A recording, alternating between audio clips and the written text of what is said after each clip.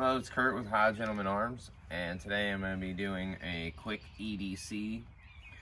Was watching the Synth Gunner, and he was talking about some practical stuff, you know, what you really carry and not performance art. And this is what I really carry. I've got a little stream light. It's a micro stream. It's rechargeable. Got a cheap flashlight, a cheap pocket knife made by Klein. It's just something you can pick up at Home Depot or wherever. Got a Leatherman. This one in particular is the rebar. I really like it.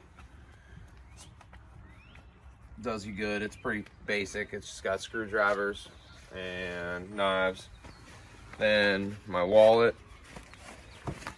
is just a, regular wallet. Put my ID in there, but you see that. And then my firearm, got my Glock 19, carrying an appendix. Sometimes I carry in leather holster here. I prefer this actually, but this is a little bit more concealed. That is my EDC.